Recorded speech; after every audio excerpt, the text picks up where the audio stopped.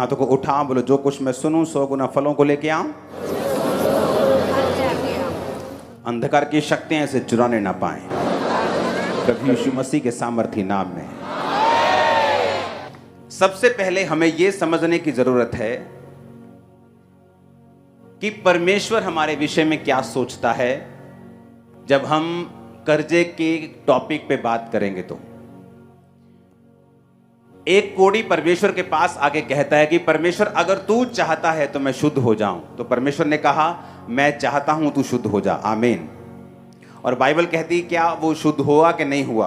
अब व्यवस्था विवरण 15 उसकी 5 से 7 आयत हम पढ़ेंगे। हमें ये जरूरी है समझना कि परमेश्वर की इच्छा क्या है। इतना अवश्य है कि तू अपने परमेश्वर यहोवा की बात मन लगाकर सुने और सारी आज्ञाओं को मानने में जो आज मैं तुझे सुनाता हूं चौकसी करे। तब तेरा परमेश्वर यहोवा अपने वचन के अनुसार तुझे आशीष देगा और तू बहुत जातियों को उधार देगा, परंतु तुझे उधार लेना ना पड़ेगा। तू बहुत जातियों पर प्रभुता करेगा, परंतु वे तेरे ऊपर प्रभुता ना करने पाएंगी। जो देश तेरा परमेश्वर यहोवा तुझे देता है उसके किसी फाटक के भीतर यदि तेरे भाइयों में से कोई दरिद्र हो तो उस अपने दरिद्र भाई के लिए ना तो अपना हृदय कठोर करना और ना ही अपनी मुट्ठी कड़ी करना।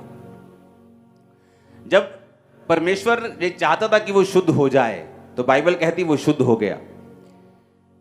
कर्जे के विषय में परमेश्वर क्या चाहता है, जो डिलीवरेंस हम लेना चाहते हैं, जो परमेश्वर देना आपको चाहता है, सबसे पहले आपको ये मालूम होना चाहिए कि परमेश्वर उस विषय में मेरे लिए क्या सोचता है। क्योंकि अगर वो परमेश्वर की मर्जी नहीं है तो आप कभी भी वो आशीष परमेश्वर की ओर से नहीं पा सकते।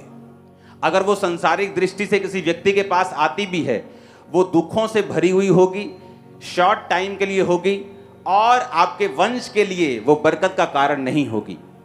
इसीलिए हमने पहले ये सोचना है कि परमेश्वर मेरे लिए क्या सोचता है। जब वो मुझे देखता है, आप भूल जाओ आज क्रूसेड की तरह लोग आए हैं थर्सडे, आप भूल जाओ यहाँ लाखों लोग बैठे हैं, आप ये सोचो कि मुझसे बात कर रहा है परमेश्वर का वचन।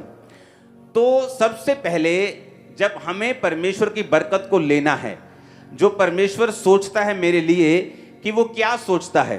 बाइबल कहती है परमेश्वर ये सोचता है कि वो तू सब जातियों को उधार देगा, उधार लेगा नहीं। तो परमेश्वर, मैं एक बात आपको ये बता दूं बाइबल के बीच से, नीति वचन 22 उसकी 7 आयत पढ़ेंगे। धनी निर्धन पर प्रभुता करता है और उधार लेने वाला उधार देने वाले का दास होता है। बाइबल कहती है तुम नौकर हो उसके जिससे तुमने पैसे उधार लिए हैं। और जब परमेश्वर ने इजराइलियों को बुलाया तो परमेश्वर ने कहा मैं तुझे सब जातियों में से श्रेष्ठ करूंगा। ये मेरी बुलाहट है तुम लोगों के लिए। तो तुम बहुत सी जातियों को उधार दोगे, तुम बहुत सी जातियों को पैसा उधार दोगे, परंतु तुम्हें किसी से भी उधार लेने की जरूरत जो है वो नहीं पड़ेगी। हालेलुया। अब आप जानते हैं व्यवस्था विवरण 28 उसकी 1, 2 और 12 आयत को पढ़ेंगे। यदि तू अपने परमेश्वर यहोवा की सब आज्ञाएं जो आज तुझे सुनाई जाती हैं चौकसी से पूरा करने को चित्त लगाकर उसे सुने तो वह तुझे पृथ्वी की सब जातियों में श्रेष्ठ करेगा।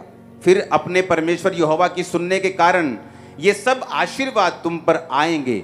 यहोवा तेरे लिए आकाश रूपी उत्तम भंडार को खोलकर तेरी भूमि पर समय पर बारिश बरसाया करेगा और तेरे सारे कामों पर आशीष देगा। तू बहुतेरी जातियों को उधार देगा, परंतु तुझे किसी से उधार लेना नहीं पड़ेगा। हमने फिर से पहले एक वचन सुना था, अभी हमने दूसरे वचन में यही सुना कि परमेश्वर बार बार कर्जे के बारे में बात कर रहा था। वो अपने लोगों को यह बताने की कोशिश कर रहा था कि तुम लोग जो मेरे नाम के कहलाए जाते हो तुम कर्जा नहीं लोगे पर तुम कर्जा दोगे।